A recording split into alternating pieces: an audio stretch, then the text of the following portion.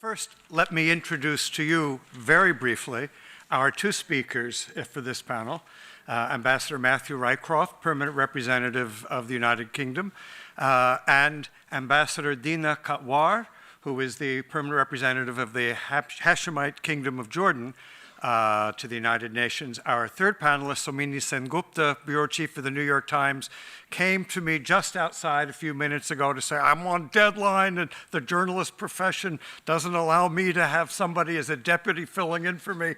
So she begged off. And now let me introduce you to our two speakers. How many of you are still in the leisure world of the student? Okay. How many of you are in the leisure world of retirement? Okay. How many of you are from outside New York, New Jersey? And you will have seen, ambassadors, on that map that appeared on our little screens here, that we had contacts to members of Congress during today's session from around the US. So this is actually an interesting group of both young people being acquainted with the United Nations for a life, 50, 60, 70 years more, of, we hope, some advocacy for internationalism, and folks who have been toiling in those vineyards for the past 40, 50, 60 years. For our topic, for the past 45 years, for the first 45 years of the UN's existence, the years of Cold War, the UN Security Council could rarely muster the big power agreement required for collective action, except to send out an occasional truce observer peacekeeping force in the Middle East and a handful of other places. For the past 25 years, the UN Security Council has successfully agreed on measures to shut down conflicts and try to nurse war-shattered countries through convalescence into being able to stand back on their own. But in recent years, those old divisions have reasserted themselves on at least some big conflict situations. And we even heard talk at the security conference in Munich a week ago of a new specter of Cold War. So we turn to these two UN representatives, Britain and Jordan, who have both served on the Security Council. Jordan just ended its term on December 31st, two-year term, for some perspective. And of course, the biggest conflict that separates the major powers is right in Ambassador Katwar's region, and that is the seemingly interminable conflict in Syria. So why don't we start with Syria? Begin with a question. We're not doing opening speeches, by the way.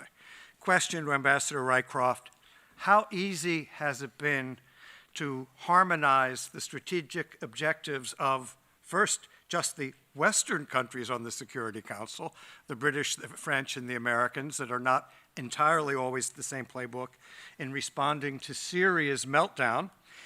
And what have they been seeking? What do they agree on seeking? What are their domestic political imperatives, including these repercussions of that refugee crisis that we had discussed earlier today? And conversely, why have they found common ground with the Russians so hard, so elusive? That's a lot of questions in one. Wow. Very good to see you all. I haven't been involved in the UN Association of the United States before, but the UN Association in the UK, I guess your sister association, does very good work in my country, bringing to a public audience in the UK the benefits of multilateralism, of an approach through the United Nations. And in fact, Ban Ki-moon addressed the UN Association of the UK when he was back in London for the Syria Humanitarian Conference just a couple of weeks ago. So I'm very glad to be here today, along with my colleague Dina, who has just left the Security Council. Now, on Syria, I think that what we have in common in terms of the US, the UK, France, and most of the other members of the Security Council is that we want peace in Syria. We want a transition away from Assad towards a government structure that can do justice to the hopes of the people of Syria. That means an end to the horrendous war, which has cost the lives of millions and millions of people and has forced many millions more to flee Syria. We want that as soon as possible. And what is standing in our way in the Security Council, in one word, is Russia. Russia has a different view about peace in Syria. What they say they want is to support the Assad regime, which they are now doing militarily. They are bolstering that regime. And in providing military support to that regime, they are making the transition to a peaceful Syria that much further off. They are delaying it into the distant future. They have breached their own obligations in terms of committing to a ceasefire, which is supposed to be coming into effect today, and they have helped the Assad regime prevent humanitarian access. There are significant parts of Syria, including the crucial town of Aleppo, that are currently basically just about besieged, very difficult to get humanitarian access in. And so what we are demanding, not just the US, UK and France, but the vast majority of public opinion and world opinion, is for those sieges to be lifted, for the humanitarian access to be allowed in, for the ceasefire to be respected, and then finally for these peace talks that will eventually lead to a transition away from Assad and towards some other leadership of Syria, for those talks to begin in earnest. And all of that is part of successive Security Council resolutions. So we call on all of our partners in the Security Council to abide by their obligations. Just one final word. The migration crisis is absolutely directly linked to what is happening in Syria.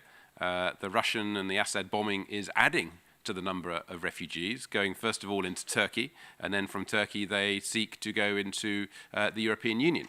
And this has become a very significant issue for the EU. That's one of the reasons why the UK hosted the Syria Humanitarian Conference in London 2 weeks ago that I just mentioned. And that was in terms of the amount pledged, that was the most successful pledging conference on any issue ever. $11.2 billion were pledged in a single day. But of course, even $11 billion is just a drop in the ocean if the need continues to grow, because more and more refugees are being faced with that awful choice about, do I stay at home and risk death, or do I flee my home and go to a neighboring country? Ambassador Kawar, Jordan is, along with Lebanon, perhaps the country most impacted, most in danger from the continuing Syrian meltdown and civil war, and from the huge refugee movements that war has spawned, and from the emergence of Daesh, the Islamic State, in both Syria and Iraq. In your 2 years on the Council, as kind of the Arab representative on the Council, what kind of influence could you actually bring to bear on getting Security Council agreement on effective measures? In part, that's a question, I guess, what power does an elected member have on the Security Council when the big boys can carve up the pie, as it were, or reach the decisions? Are you a Greek chorus, kind of tragically speaking on what's happening but aren't affecting it? Or does a non-permanent member actually have clout, at least for issues affecting her or his own region? Thank you, Jeff. I think you should ask Matthew if I'm effective or not. He'll be able to answer that. No. Well, thank you very much for inviting me, and it's a real pleasure to be here, because the subjects, all the topics you're discussing are really related to Jordan in the first place. The Syrian tragedy, I call it, and I stopped calling it crisis, because the Syrian people are the first who have suffered in this war. That is an aimless war, and that's going nowhere. And we in Jordan have, since 5 years, been receiving refugees, and now we have almost 1,300,000. Although 630,000 only are registered, there's a large amount of Syrians living in Jordan. And that is around 20% of our population. So I would like the US people to imagine what 20% is. We have in Jordan more than all of Europe has. The Jordanian people have opened their homes and hearts to the refugees, but the country is suffering, and that's why we were very grateful to our UK friends for having worked with us on organizing because His Majesty worked a lot with the UK government on trying to put on the agenda certain issues that are important for us, not only us actually, for Lebanon and Turkey, but we wanted to create a model that would be different from just giving money and hoping to feed the refugees into another model or paradigm, which is how do we help these refugees? Because the UN gave studies that showed they would live around 17 years out of Syria in the home where we are staying. And 17 years is a whole generation. So we need to make sure they have education, that they have health, and that the parents can work to feed their kids. And this has been an incredible experience for us. It has extended both our economic expenditures, our army is extended, because you mentioned the issue, another issue, which is the terrorism issue with which we are fighting. You can imagine that our borders with both Iraq and Syria are having to be kept from any infiltration from ISIL, and the army has been doing a good job, the intelligence services, but God knows the number of attempts that were stopped and altered. So obviously, for the refugee issue, it has become a worldwide issue when most of them decided to take the sea and go to Europe, and that's when really this tragedy that we lived in silence has become more on the map, because I think our European neighbors realize the extent of this danger. As for the Security Council, we have worked hard on the humanitarian issue, and there were 4 resolutions, which we worked first with Australia and Luxembourg, and then when they left the council, Spain and New Zealand took over, which is to facilitate the entry of human goods, of humanitarian goods into Syria and help the Syrian, and it has made some help. Now, another aspect that the council, and then I will stop there to leave more room for discussion, is the Syria chemical weapons efforts that the Security Council has worked. It has been a success story, and that is something we should not forget. There are a few success stories, however, and also for the fighting of terrorism, the Security Council has been unified on that issue with many resolutions. Thank you. Well, Ambassador, let me just follow up on that to ask, because I don't think many of us who are outside the closed doors of the consultations chamber and such have a sense for how elected members may or may not be asked to represent the group that supposedly they're elected from. How easy or hard is it to harmonize the positions of the Arab states on the outcomes, desired outcomes in Syria, from Saudi Arabia, that obviously wants the overthrow of Assad, to the Iraqis, and I think the Algerians that are not so keen on it. And do you, when you are on the council as the Arab state representative, feel an obligation to consult with these, or you are on in your own national capacity? Yes, I forgot to answer the question about the E10, but now that you came back, I will. Actually, out of the E10, I think I had the most complicated job, because the most complicated job out of the E10 was a little bit mine for several reasons, which is being the Arab member on the council. There is an understanding that I do represent the Arab countries' interests, and obviously we, as Jordanians, we take this very seriously, and we wanted to consult all the time with our Arab friends. So, and second of all is that on the agenda of the Security Council, there is a majority of issues that are to deal with Arab countries, even when we're talking about African. Libya is one of them, and Sudan is one of them. So I had a full plate. I decided to do it differently, which is present the situation of what our position is in Jordan on a national basis, and secondly, and very importantly, to always consult with my Arab colleagues and show them what the dynamics are in the council itself, and to tell them how far we can go one way or how far we can go on another. And it's also a matter of keeping an open dialogue with all of the P5, which I try to do all the time.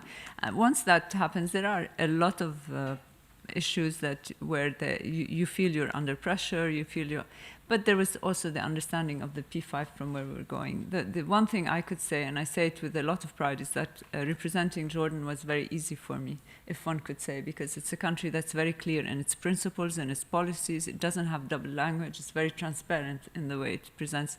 So in that sense... In contrast to some of the permanent members. I did not. I didn't say that. So in that sense, but it did take a lot of work on my behalf. Yeah. Ambassador Rycroft, also impinging on the politics of a Syrian resolution is the Western confrontation with Russia over Ukraine. To what extent do you see the Ukrainian crisis as coloring the perceptions of Russian purposes, Russian reliability as a partner among other members of the Security Council, and not just the Western members? It's a good question. Well, I don't think I would phrase it quite like that. You talked about Western confrontation with Russia. Excuse me, Russia invaded Ukraine. So I don't think we are confronting them. I think we are confronting the fact that Russia has taken on the whole of the world's rules-based international system. Thank you. I have one fan. Yeah. Okay. So I think it's wrong to. I think it's a very good question, but it's wrong to characterize this as about the West against Russia. This is Russia taking on the whole world, and they have annexed Crimea, and they have invaded and are occupying part of eastern Ukraine.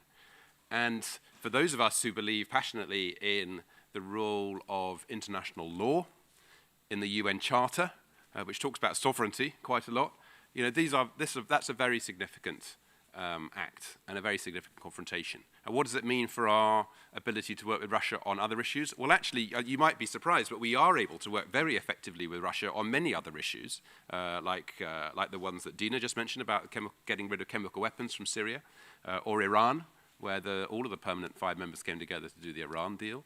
And there are other examples of that. But I think it does absolutely drive a coach and horses through what they say about sovereignty. And they say that, that everything that we do here must respect the sovereignty of countries around the world. But of course, that is not at all what they have done in the case of Ukraine.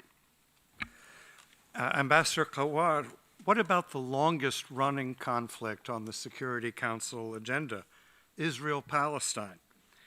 There, it doesn't seem to be the Russians who are blocking kind of common purpose on that front.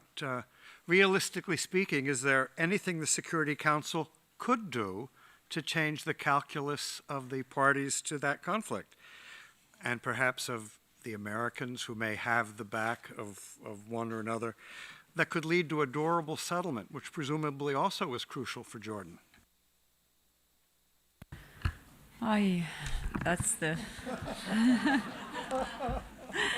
That's the question that is the most painful, because this is the issue this is the longest story of occupation that needed to be addressed since God knows when, and up till now we're not able to address it in the Security Council or out of the Security Council. And although I'm supposed to say that we managed to address a few things here and there, but honestly, it ends up being statements and presidential statements, but the issue itself is never addressed in a serious manner. And when people ask me how come the Security Council doesn't do it, I keep reminding everybody that the Security Council is not an independent entity with a capital and the money. It represents the state of the world. And if the countries on the council, and especially the P5, excuse me, Matthew, do not agree together to address it, not that I'm saying it's just enough to agree to address, because it's a very, very complicated issue, but to start at least the process, nothing will ever happen. And so far, we're just taking aspirin pills on this issue and leaving it on its own. And I'm afraid, very worried, because right now there has been calm a little bit in the sense, not calm on the ground, but it's sort of our region is so packed with crisis that it's a question of who's first on the agenda, and Syria's on the agenda. Yemen is on the agenda up top, and the Palestinian-Israeli is sort of not the one to worry about. But that will not last for long, you know. Well, if I can just follow up on that with a question of Ambassador Rycroft in this vein. The French had been surfacing suggestions of a Security Council resolution to prescribe the parameters, whatever it might be, and the Americans seemed reluctant to go there. This is now President Obama's last year.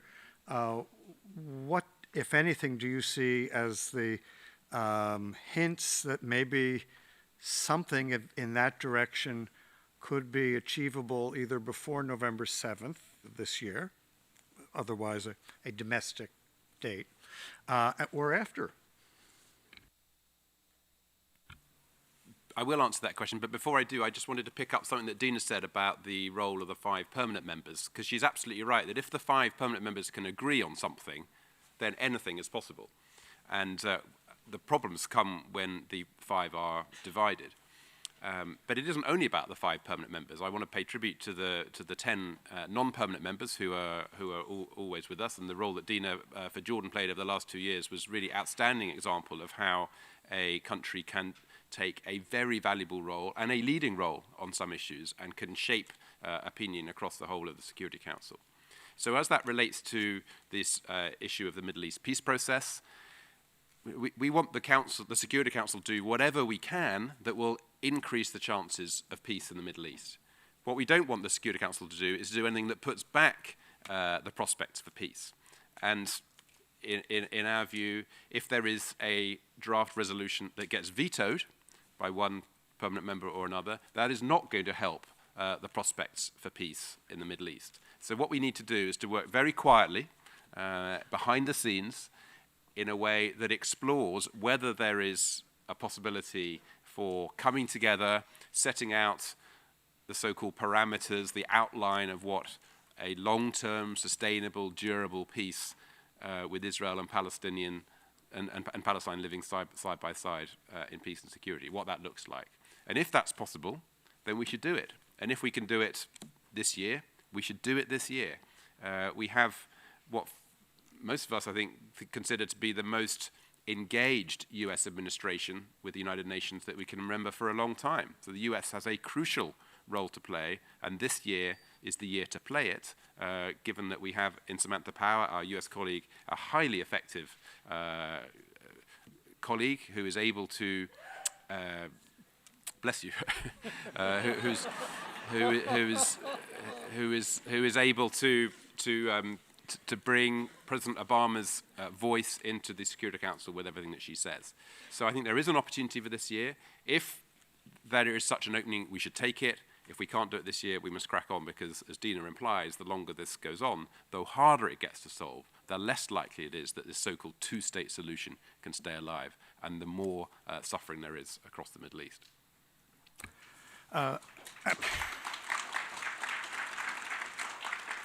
Ambassador Kawar, without foreclosing your possibility of adding a postscript to what Ambassador Rycroft just said, let us turn to another permanent member that's been lurking in the shadows in our discussion so far, and that's China. The Americans seem to believe that China holds the key to reining in North Korea and its nuclear weapons program, and that the Chinese are simply protecting Pyongyang, and the Chinese keep suggesting, no, you've got to do something yourself, recognize Pyongyang or something. Who's being obstinate here? Matthew, it's your baby. Do we? Yeah. No, this is Ambassador Kawar. Can't get out of that easily. I thought you were looking at him as a P5. Well, actually, I think that China's role with the Korean issue is very important. I mean, that's not what I'm saying is evident, but at the same time, it's just to value that the role of the Chinese would be in the Security Council. And since we left in December, I know that recently, and that maybe Matthew can help us.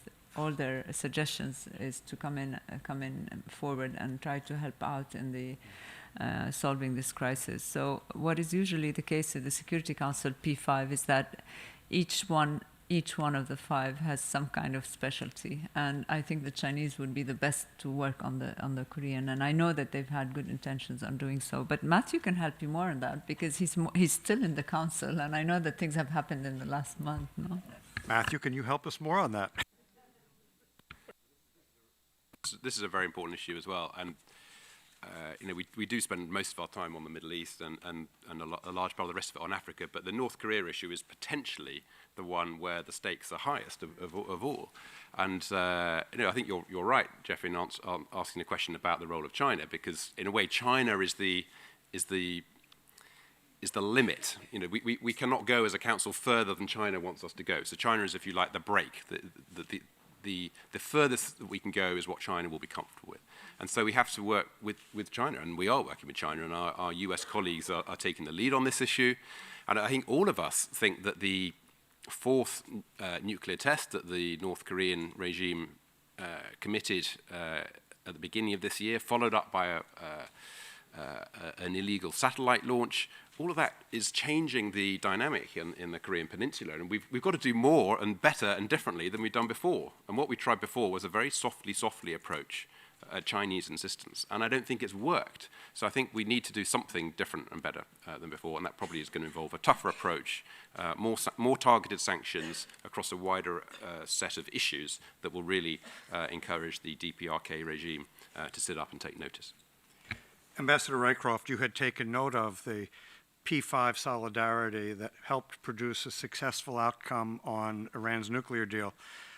Presumably Afghanistan is in that same category of conflicts, deep and divisive conflicts on which there is P5 unity.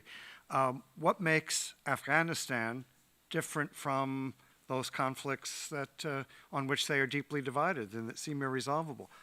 Afghanistan seems irresolvable too, but not because of P5 division. Exactly. I think that there is a lot of P5 unity on Afghanistan. There is an active Russian and Chinese role, but equally the US, the UK, and France are also heavily invested in getting a peaceful, a secure, a terrorist-free Afghanistan, and we have been for many years, and we will carry on that work. So you're right. It's not really a divisive issue on the Security Council. The divisions come, I think, mainly in the Middle East, because actually we can work together pretty well in Africa as well. Where's the problem? I was asking if you were the problem. Because you're saying the Middle East is the only place where we can't work together, right? There's more division? I'm absolutely not blaming the region of the Middle East for the inability of the five permanent members to work together effectively there. I just think that the stakes are so high. There are different perspectives, different histories, different relationships and partnerships and alliances that intersect with the region, and that makes finding unity on the Security Council at the moment impossible on Syria, very difficult on Israel-Palestine, and occasionally also very difficult on the third big issue of the region, which almost no one ever talks about, which is Yemen. Allow me to ask one last question of the two of you before welcoming the questions from our other participants here. While we Americans are obsessed with our own presidential campaign, there's a campaign underway right here in the UN on who's going to lead the United Nations organization for the next 5, maybe 10 years. And we were reminded this week by the death of Boutros Boutros-Ghali that the Secretary General's selection and, in his case, unselection represent a convergence or divergence of politics. What do you all see national leaders seeming to want, particularly P5 leaders, in the next Secretary General, who will be elected later this year? As Madeleine Albright had said 20 years ago when helping dump Boutros-Ghali, somebody more secretary and less general? Or do we want somebody with good television communication skills that we haven't seen for a while, or deference to the P5 or other powers? What are we looking for? And is the process going to be any different this year than in years past? Thank you. Well, the world now has changed from the world 50 years ago. So, of course, the criteria of a Secretary General has to be, they have to be reviewed, and we need to look at the job differently. It is one of the most impossible jobs because of the situation in the world, because of the tensions, and because of the pressures of the bigger countries on any Secretary General. And I'm not saying a secret. So, obviously, a Secretary General needs to be with a lot of charisma and good and will will of opinion to stand up at least for his opinions, even if they are not taken into consideration at times. So that's a very difficult one. Second of all, as the issue of women is rising a lot in these elections, that there should be a woman Secretary General. It's true. I mean, if you go in the hallway, they're all men, and the Security Council is mostly a male club. And yeah, I was lucky to serve with, we were 6 on the Security Council, and it does make a difference a little bit.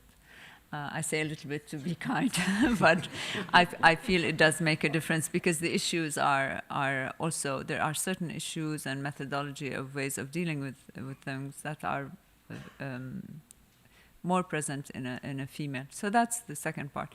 The third thing that one has to review, and there's a whole within the UN, is there's the ACT group, which is looking at this works of the UN, and one of the issues is that wouldn't it be wiser to have a Secretary General who does one term, even if it's longer than the actual one, because then he would give it the best he can without having to worry about any elections. Now, these are all issues to be discussed, but the one good thing this year is that both the President of the Security Council and the President of the General Assembly did send out letters talking about the idea of more transparency in the choice, to have the names presented to the General Assembly, to have hearings, to hear their opinions, and not to have a sort of a Secretary General who's chosen behind the closed doors and then presented to the General Assembly and the other countries to approve. So all these issues need to be addressed definitely, and the more complicated world crises are, the more we need somebody who's strong. I take it, Ambassador Rycroft, that the reference to the closed doors is to you guys in the P5. Probably, but I agree very much with what Dina said. That, you know, the world is a dangerous, complicated, difficult place, and the United Nations, as you have been discussing throughout today, has a crucial role to play in addressing the causes of conflict, in helping tackle poverty, in tackling migration, climate change, human rights, all these humanitarian disasters. That is a huge issue, and it's such a big job that we want it to be filled not by a secretary but by a general. We want the search to be thorough. We don't want it to be limited just to one group of countries from one region, and we don't want it to be narrowed down just to the half of humanity that happens to be male. So, like Dina, we think it's high time for a woman to lead the UN. That's because we want the best possible person for the job, and we want to get a maximum number of credible candidates into this race. I think that the process for the selection needs to be as transparent as possible in order to maximize the chances of getting a really good person coming out the other end. We have the timelines now agreed, so if you're interested in putting yourself forward, then you've got a few months to do so, and then there will be some hearings starting from about April, and then the decision will be taken probably in the fall in order to start on the 1st of January. Okay, let me now invite questions from the audience, and we will take them in groups of 3. If you have paper, you might want to take notes. And let us start with a gentleman with the black sweater, whatever, there. If you would give your name, yes, you. But you have to speak into the microphone, and your name and where you're from. Hello, my name is Waldemar. I'm from Brooklyn, New York. Hey. First off, thank you for participating in this panel. My question is more geared towards Ambassador Kawar. First of all, your country is beautiful. The region is amazing. My heart really goes out to every displaced person that comes from that region. My experience in Jordan was that the Jordanian people were very stressed because Valdemar, your they had. question, please, rather than your Okay, sorry. observations. What is the United Nations? What are the P5 members? What are other organizations doing to reserve the strength of the Jordanian people and the Jordanian government, considering the amount of refugees coming from north, south, east, and west? From this area, the young lady in the front here. Name? My name is Nicole McCann Ramirez. Ambassador Rycroft, from UNA Georgetown. Ambassador Rycroft, you said that you would be willing to do anything to secure peace in the Middle East. And Ambassador Kouar, you said that it was time to look at the job differently. It's no secret that Security Council reform is being discussed, whether it being adding more permanent members, doing away with the veto, or doing away with permanent members entirely. And my question is, how are these discussions affecting the Security Council? How is it affecting the manner in which you guys operate? Is it time, in any of your opinion, that the manner in which we seek to establish the major decisions of the United Nations, is it time for a change? Okay, from this side, gentleman with, yes, in the blue jacket. My name is Sandro Zaratelli. I'm international cadet from Republic of Georgia in the Coast Guard Academy. And my question is how European countries should deal with Russia, who has, as you mentioned, occupied the Crimea and 20% of my country, Georgia, and almost destroyed the Chechnya in the early 90s, and is blatantly breaching the international law since that time and sovereignty of other countries. What should the rest of the world should do about that? And let me invite one question from any of our UNA steering committee members from outside the region. Do we have any? Because this would be their steering committee? Yes. Okay. Well, all right. Who's on the steering committee? I thought he was. Oh, okay. Hearing none, why don't you all take this question? Valdemar's on strengthening Jordan, Nicole's on Security Council reform, and Sandro's, was it, on dealing with Russia. I will. Shall I start? Yeah, I'm going to answer the person from Brooklyn. Thank you so much. I'm glad you enjoyed Jordan. And yes, it's true, the Jordanians are stressed out. I think it's normal when you see the amounts of refugees, because I spoke about the Syrian refugees, but I didn't mention that there are many Iraqis, many Palestinians, historically speaking. We have Yemenis now, we have people from Libya coming. So it has become really stressful. Now the UN, through its agencies, do help, but the help that we get from them is not enough. It's around 39% of all the help of the money we do put.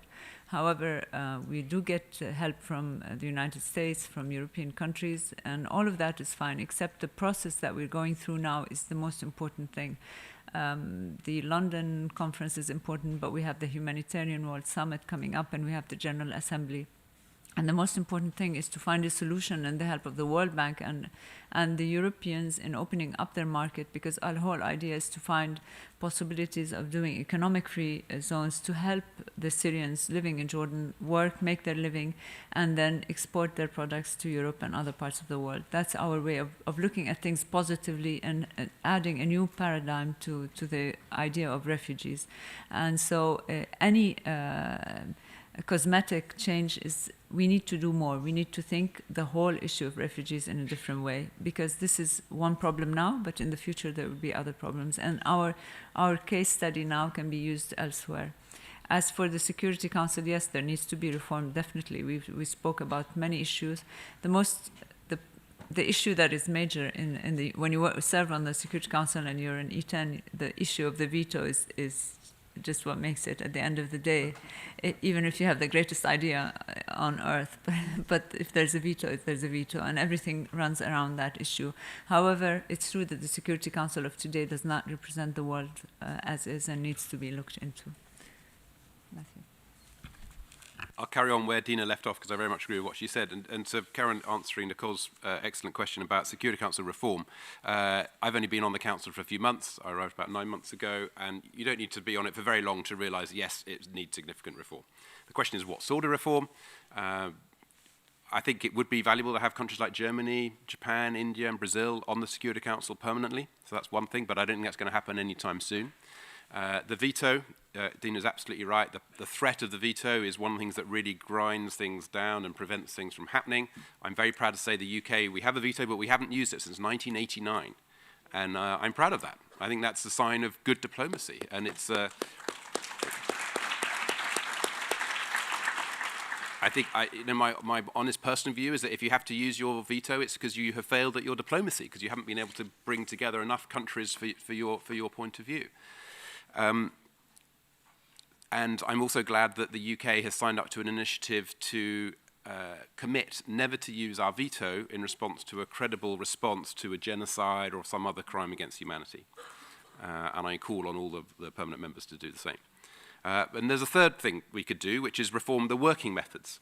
I don't know if Dina agrees with this, but when we sit around the table, even in private, we are incredibly formal and stilted and uninteractive and unaction-oriented. And so we need to change the way that we do our business, as well as the people around the table and the veto issue. And then finally, in response to Sandro's question about Russia, I mean, I think I suggested earlier that we need to stand up for what we believe in, and we believe in international rule of law, the UN Charter, all of the other principles and conventions and obligations that countries in the world sign up to. And so we need to respond assertively and confidently and in unity with the whole of the rest of the international community when there are these crimes of aggression. And we need to make sure that we do not allow Russia or any other country that does this sort of thing to divide us the way that they do. Sometimes that might mean economic sanctions, not through the UN, because Russia would veto those, but through other fora like the European Union, and we're trying to get the rest of the international community around that sort of approach as well. It's easier said than done, I admit. As I invite Monica Johnson and Micah Spangler to do our advocacy ask of you all, I would invite all of you to join me in thanking Ambassador Rycroft and Kawad for this illuminating discussion.